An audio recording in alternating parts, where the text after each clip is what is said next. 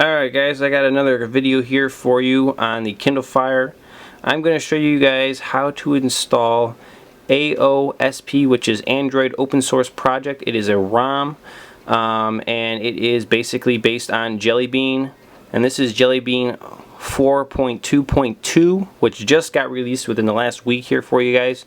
So very, very new. I'm going to go ahead and show you how to do this. This is a ROM that was built by Hashcode, who's also the creator of Fire 1.4a. So I love this developer. He's an awesome guy. Follow him for everything SafeStrap. A lot of my videos have his stuff on there. He's very, very good. So prerequisite on installing this is going to be having Fire installed along with Twrp recovery or Clockwork Mod recovery.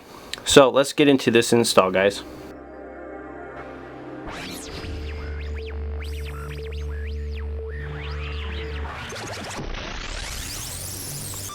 First thing you're going to do is power off the device. There we go, shut down. And now that you're shut down, we're going to push the power button again. And then on the bottom of the screen, you're going to have your boot menu, so hold the power button and then let it scroll through until you hit recovery, then let go. And this is going to boot up Twrp recovery. So let's let that boot and we'll check it then. Alright guys, we're in Twrp recovery now. There's a couple things I want to tell you how to do before you start doing this install. One of them is going to be to make sure that you have good battery life. I have 90%, that's plenty good. Second is to make sure you're running a version of Twrp recovery that is version 2.2 or above, which is what I have up here. Next thing is make sure you've already downloaded the, what am I trying to say here, the ROM and the G-gaps. You're going to need to flash on this deal and know where they're at on your device. So make sure you have those two things on there also. The next step I would do is I would go in here and make an Android backup and swipe across here and set a name and do all that stuff. Make sure you have an Android backup in case something goes wrong. You can always restore it and get your device back. So I've already done that. I'm not going to do it right now. I have a video on it if you want to know how to do that. Also, the ROM zip and the G-gaps, there's going to be links in my description below. Alright, so basically the first thing we're going to do is we're going to go to wipes, and we're just kind of wipe right across here. So we're going to wipe cache. It should be pretty quick to do this. It shouldn't take too long. Back, Delvic, back, factory reset.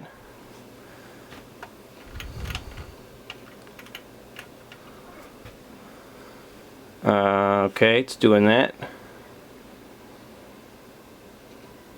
Alright, so we should be good there. And we will go back. And then we'll go back again. And we're going to go to install. And let's see, I got to go level up. And I'm under, should be downloads. And the first thing we want to flash is we want to flash the ROM. So it would be Jelly Bean 4.2.2 Kindle Fire by Hashcode. And this was built on February 12th. So we're going to select that one, make sure it is what is listed here, which it is, and then we're going to flash it. So flash procedure right here, probably going to take about 2 minutes, not too long normally, and then we'll go to the next thing. So I'm just going to pause while we let this flash. Okay, so we have flashed that, so we're just going to go back with the little arrow on the top, and then we're going to go to the Google application or G-gaps and select them, make sure they're listed, and flash those. So again, this is pretty quick. You can see your progress bar already building along the bottom. The Google applications really normally don't take that long, and they are the Google applications for Android 4.2.1, but that's the newest Google applications that are out, or G-gaps. So it's just finishing up, it's fixing permissions, verifying everything. Okay, we're looking good. So next step here is just to reboot system. Alright, so here we go. We're going to reboot up and see what we get. There's your Kindle Fire logo. I don't think the boot animation is functioning on this thing right now. Hashcode's going to be working on that, he said. Also, the swipe keyboard is not functional at this point in this ROM right now. So let's see what we get on boot animation. Okay, so yeah, he said this wasn't quite functioning correctly, and he's going to be working on it, so don't really worry about this. let's just wait and give this thing at least 10 minutes to boot up the first time. It's got to kind of write everything, get everything rearranged and how it wants to on the first boot. Should boot up faster after that. So I'm just going to pause, let this boot up. Alright guys, so here is first boot up. I'm going to go ahead and select my start here. And I'm going to go ahead and put in my password on all this kind of stuff too. So let's do this really quick. Okay, so it looks like we're going to be connecting right here, authenticating, and should just take a second here to get our Wi-Fi up and running. Alright, so your tablet is connected to Wi-Fi. Everything looks like it's powering up correctly. I'm going to skip through this just so I can show you guys the application. I'll sign into my stuff later. So you can normally do this if you want. That would sign into Gmail and Google Play. And this will be your first boot up screen. So you can hit OK. Alright, so let's see what we got. So far it looks pretty cool. You have a consistent Google search bar on the top.